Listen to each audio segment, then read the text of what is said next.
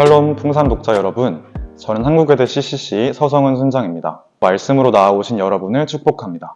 모두 건강하길 기도하겠습니다. 그럼 오늘의 말씀 말라기를 함께 보시겠습니다.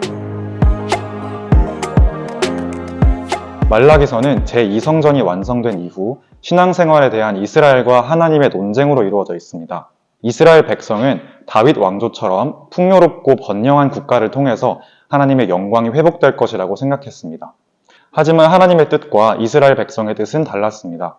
백성들은 여전히 궁핍했고 어려운 현실 속에서 그들의 신앙은 냉소주의와 회의로 빠지게 되었습니다. 이러한 시대를 살아가는 유대인들에게 선포된 말씀이 말라기입니다.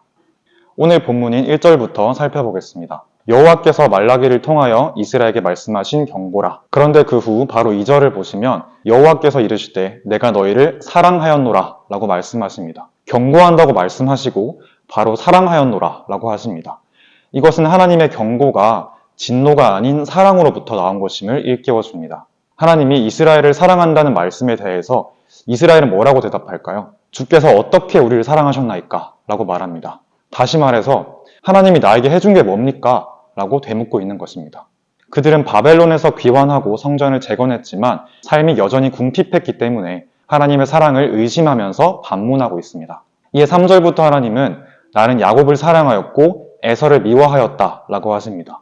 또한 에서의 후손의 땅인 에돔을 헐고 그들을 진노를 받은 백성이라고 하십니다. 그렇다면 이스라엘이 하나님의 사랑을 의심할 때 이 말씀을 하신 이유가 어디에 있을까요? 바로 하나님이 선택하셨다는 것을 상기하는 것입니다. 이스라엘은 여호와 하나님의 택하심을 받은 선택받은 민족이라는 것이죠.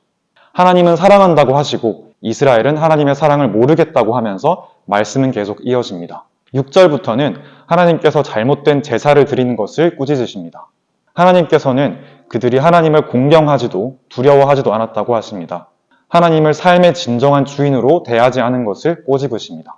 그러나 6절 마지막 부분에서 이스라엘 백성의 반응은 우리가 어떻게 주의 이름을 멸시하였나이까? 입니다. 이에 하나님이 이스라엘 백성이 하나님을 멸시한 구체적인 내용을 지적하십니다. 더러운 떡을 제단에 올리고 눈멀고 병든 것을 드렸습니다. 알면서도 그렇게 행했습니다.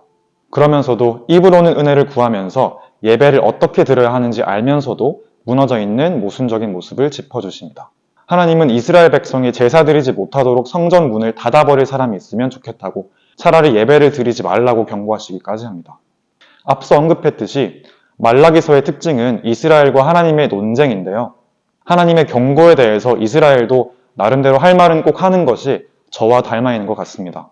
예전에는 하나님의 은혜를 계속해서 잊어가는 이스라엘 백성을 보면서 어떻게 저렇게 계속 은혜를 잊을 수 있지? 라고 생각하면서 이해가 안 됐는데 저도 삶 속에서 이스라엘 백성처럼 항상 은혜와 감사를 잊은 채 살아가고 있었습니다. 여러분은 하나님이 우리를 택하신 것이 사랑의 증거라는 말씀이 어떻게 와닿으시나요? 혹시나 이렇게 생각하지 않으시나요?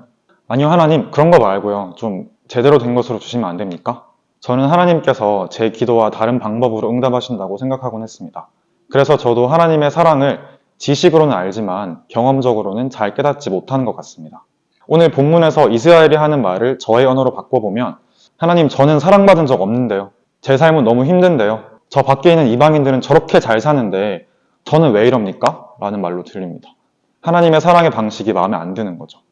우리는 하나님을 믿으면서 꼭 성공과 번영까지는 아니더라도 적당히 잘 사는 것이 하나님의 사랑이라고 생각하곤 하지만 하나님의 사랑은 그런 모양이 아니라 택하심이라고 하십니다. 하나님은 선택이라는 모양으로 우리의 기대와는 조금 다를지라도 완전하고 온전한 방법으로 우리를 사랑하십니다. 여기까지 오지 않고 의심하는 데서 멈추면 오늘 본문처럼 예배가 무너지는 것부터 하나님과 우리와의 관계는 끊어집니다. 저와 여러분이 의심에서 멈추는 것이 아니라 하나님의 사랑에 대해서 끊임없이 질문하고 답을 얻으면서 물질적인 차원을 넘어서 더 크게 존재하는 하나님의 사랑을 느꼈으면 좋겠습니다. 저도 하나님의 사랑을 알아가는 중이지만 제가 하나님의 사랑을 깊게 느끼고 온 마음을 다해서 고백할 수 있기를 소망하는 것만큼이나 여러분도 똑같은 하나님의 사랑을 느끼시기를 소망합니다. 샬롬.